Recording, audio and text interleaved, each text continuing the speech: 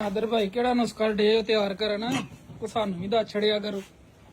ਨੁਸਖਾ ਬਲਾਲ ਭਾਈ ਭਰਾਵਾਂ ਨੂੰ ਵਾਵਾ ਦਿਨ ਹੋ ਗਏ ਨੇ ਦੱਸਿਆ ਕੋਈ ਨਹੀਂ। ਨੁਸਖਾ ਯਾਰ ਕੋਈ ਨਹੀਂ, ਗਾਵਾਂ ਗਰਮੀ ਬੜੀਆਂ ਕਰਦੀਆਂ ਨੇ ਚੋਖੀਆਂ ਹੀ, ਤੇ ਗਰਮੀ ਕਰਨ ਦਾ ਗਾਵਾਂ ਕਰਨ ਦਾ ਹਾਲ ਤੇ ਹੀ ਹੁੰਦਾ, ਸ਼ਾਵਰ ਲਾਓ ਪੱਖੇ ਲਾਓ।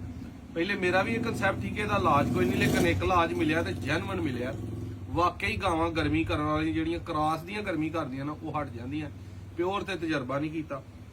ਗੰਡੇ ਲੈਣੇ ਨੇ ਇੱਕ ਹਿੱਸਾ, 2 ਕਿਲੋ ਲੈ ਲਓ, 5 ਕਿਲੋ ਲੈ ਲਓ, ਜਿੰਨੇ ਗੰਡੇ ਲੈਣੇ ਨੇ ਉਨਾ ਹੀ ਤਾਰਾ ਮੀਰਾ ਲੈ ਲੈਣਾ। ਤਾਰਾ ਮੀਰਾ ਬਲਾਲ ਭਾਈ ਪਿਆ, ਬਰੀਕ ਦਲੀਆ ਇਹਦਾ ਕੀਤਾ ਹੈ, ਪਾਊਡਰ ਬਣਿਆ ਹੈ। ਤੇ ਨਾਲ ਕੌੜੀ ਖਲ ਸਰੋਂ ਦੀ ਜਿਹੜੀ ਹੁੰਦੀ ਉਹਦਾ ਸਾਰਿਆਂ ਭਰਾਵਾਂ ਨੂੰ ਪਤਾ ਹੋਣਾ। ਕੌੜੀ ਖਲ ਯਾਰ ਥੋੜੀ ਜਿਹੀ ਲਿਆਈ ਫੜ ਕੇ।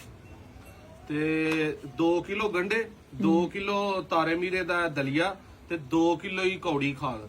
ਇਹਨਾਂ ਨੂੰ 6 ਕਿਲੋ ਲੈ ਕੇ ਇਹਦੇ ਨਾਲ 6 ਤੋਂ 7 ਗੁਣਾ ਜ਼ਿਆਦਾ ਪਾਣੀ, ਯਾਨੀ ਕਿ 6 ਕਿਲੋ 6 ਨੂੰ 6 ਨਾਲ ਦੇ ਦੋ 36, ਕੋ 40 ਕਿਲੋ ਇਹਦੇ ਵਿੱਚ ਪਾਣੀ ਪਾ ਦੇਣਾ। ਪਾ ਕੇ ਇਹਨੂੰ ਚੰਗੀ ਤਰ੍ਹਾਂ ਹਿਲਾਣਾ ਤੇ 3-4 ਦਿਨ ਹਿਲਾਉਂਦਿਆਂ ਰਹਿਣਾ, 3-4 ਟਾਈਮ, ਤਾਂ ਕਿ ਵਿੱਚ ਉੱਲੀ ਨਾ ਲੱਗੇ।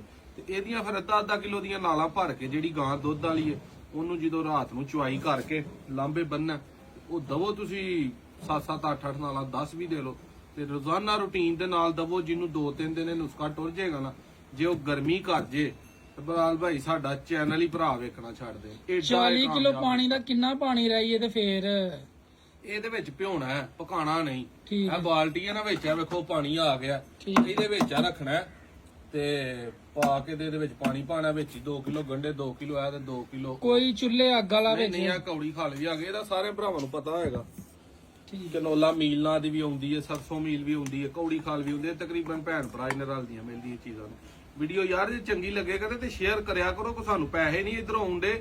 ਤੁਹਾਡੇ ਵਰਗੇ ਕਿਸਾਨ ਭਰਾ ਨੇ, ਜੇ ਮੈਂ ਚਾਰ ਛੜੀ ਤੁਹਾਂ ਵੇਖ ਲਈਏ, ਸ਼ੇਅਰ ਦਿਆ ਕਰੋ, ਰੀਪੋਸਟ ਕਰਿਆ ਕਰੋ, ਕਿਸੇ ਹੋਰ ਮਾੜੇ ਬੰਦੇ ਨੂੰ ਵੀ ਪਤਾ ਲੱਗੇ ਕਿ ਯਾਰ ਆ ਕੰਮ ਤਜਰਬੇ ਵਾਲਾ ਹੈ। ਉਹ ਸਿੱਖ ਕੇ ਜਿਹੜਾ ਨਾ ਉਹ ਇਹ ਦੱਸਣ ਡਿਆ, ਐਵੇਂ ਕੋਲੋਂ ਹੀ ਨਹੀਂ ਦੱਸਣ ਡਿਆ। ਬਲਾਲ ਸਾਹਿਬ ਆਈਏ ਤੁਹਾਨੂੰ ਸਮਝ? ਜੀ ਬਿਲਕੁਲ। ਹੋਰ ਗੱਲ ਪੁੱਛਣੀ ਜੇ ਦੱਸੋ।